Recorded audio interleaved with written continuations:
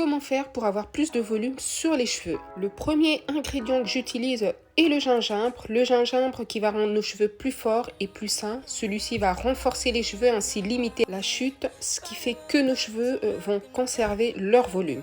Le jus de gingembre permet d'augmenter l'afflux sanguin au niveau du cuir chevelu, ce qui fait que celui-ci va stimuler la croissance de nos cheveux. À savoir, pour les personnes qui ont des problèmes d'irritation au niveau du cuir chevelu, que ce soit dermatose, eczéma ou psoriasis, cette mixture n'est pas du tout recommandée pour vous, puisque le gingembre a tendance à picoter au niveau du cuir chevelu et une sensation de réchauffement également. Cela ne ferait qu'accentuer le problème existant.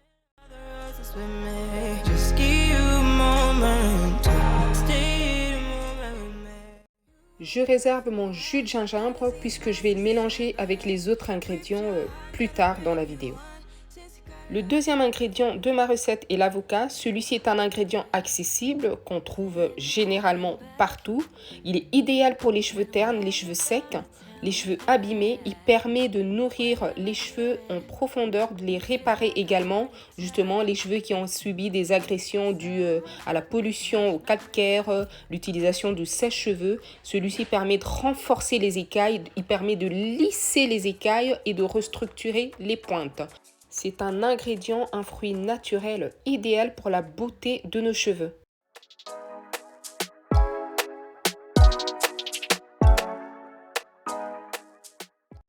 J'incorpore le jus de gingembre à ma préparation à l'avocat. Puis le troisième ingrédient est la poudre de brahmi, qui est l'ingrédient phare de ma recette. Justement pourquoi, en parlant de volume sur les cheveux, avoir des cheveux volumineux, celui-ci va permettre d'épaissir les cheveux.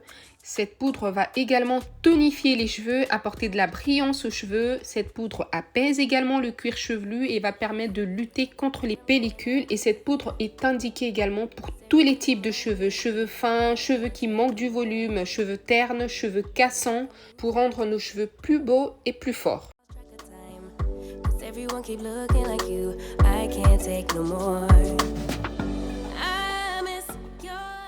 Je mixe mes trois ingrédients dans mon blender avant de pouvoir y incorporer les autres ingrédients pour cette recette.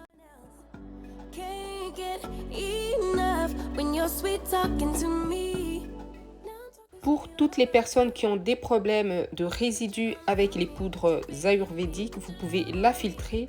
Mais par contre, avec ce mélange, je vais vous montrer ce que ça donne quand on filtre cette préparation. Après, moi, je l'ai appliquée sans pouvoir la filtrer. Celle-ci est une démonstration. Vous allez voir ce que ça donne. Donc, quand on la filtre au fur et à mesure, la préparation est liquide, de plus en plus liquide. Elle est moins épaisse. Quand on regarde au tout début, elle était un peu plus épaisse. Et voici tout ce que j'ai eu. Donc, pour moi, c'est une perte. C'est une perte, c'est carrément la poudre de brahmi qui me reste entre les mains. Donc maintenant, vous, si vous avez des problèmes de résidus, je ne sais pas si vous pouvez conserver puisque j'ai pas l'habitude de le faire. Soit vous conservez la préparation jusqu'au prochain soin, à condition de le mettre au frigidaire avant la prochaine utilisation. Moi, j'ai récupéré ce qui me restait dans la main et j'ai refait mon mélange avant de passer à l'application sur mes cheveux puisque j'ai pas de problème lors du rinçage nécessairement avec cette préparation là par rapport à mes préparations aux graines de fenugrec dont j'ai besoin de filtrer avant l'application sur les cheveux puisque j'ai des résidus par après. Certaines fois, quand je n'ai pas de gingembre bio à disposition, j'utilise une huile essentielle de gingembre à la place du jus que j'ai préparé en amont. Et puis après, soit utiliser une poudre de gingembre. J'incorpore à ma préparation l'huile végétale de coco qui est l'une des huiles existantes les plus pénétrantes. Celle-ci est idéale également pour les cheveux secs et fatigués. Elle va redonner de la vigueur à nos cheveux. Elle a des vertus également anti-pelliculaires. Je mets une cuillère, la quantité variera d'une personne à une autre. Voici quelques variantes pour les personnes dont les cheveux ne supportent pas l'huile de coco. Le beurre de karité est utilisable à la place, le beurre de noix de palmiste et ou d'autres huiles végétales pénétrantes que vos cheveux adhèrent. Je rajoute le miel qui est un incontournable dans la beauté de nos cheveux et de la peau également. Celui-ci est un humectant, il va permettre de capter l'humidité et ainsi maintenir une très bonne hydratation de nos cheveux. Le miel apporte aussi de la souplesse, raison pour laquelle j'aime incorporer cet ingrédient à mes préparations certaines fois. Je rajoute à ma préparation l'huile de ricin qui va renforcer mes cheveux, qui va aider à les épaissir également et ainsi favoriser la pousse. À savoir, pour ce masque, celui-ci est un masque que j'utilise une fois par mois. Quand je fais des challenges pousse extrêmes, je peux l'utiliser jusqu'à 2 voire 3 fois dans mes mélanges par mois.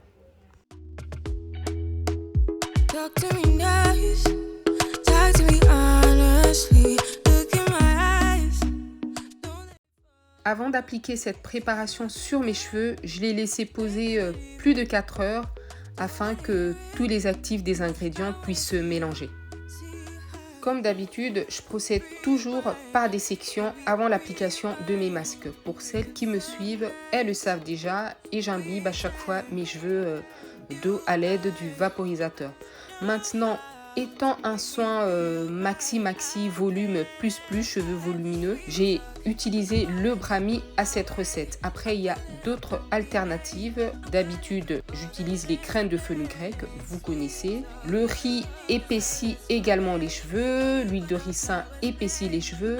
Maintenant, je ne sais pas vous si vous avez accès à la poudre de Brami, d'où vous me suivez. Serait-il possible de me le dire en commentaire?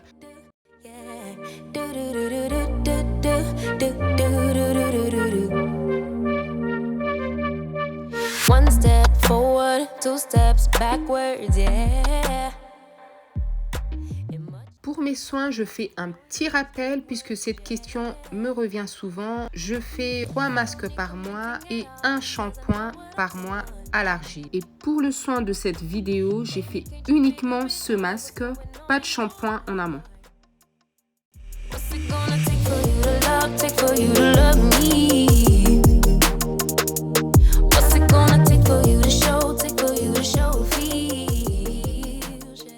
Maintenant, pour le démelage, je n'ai pas démêlé mes cheveux avant d'appliquer ce soin au masque. J'ai juste saturé d'eau avec le vapeur. Je ferai mon démelage lors du prochain soin. C'est ainsi que je m'organise. C'est pas à chaque fois lorsque je réalise un soin que je fais un démelage.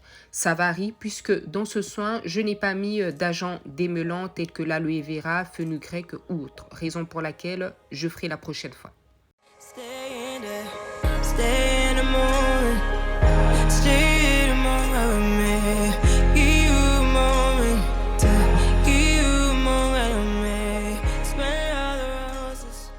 Si tu as suivi cette vidéo jusqu'à ce niveau, je t'en remercie infiniment et n'hésite surtout pas à partager cette vidéo auprès de nos sœurs qui ont des problèmes avec leurs cheveux. C'est une recette qui est simple, facile et efficace.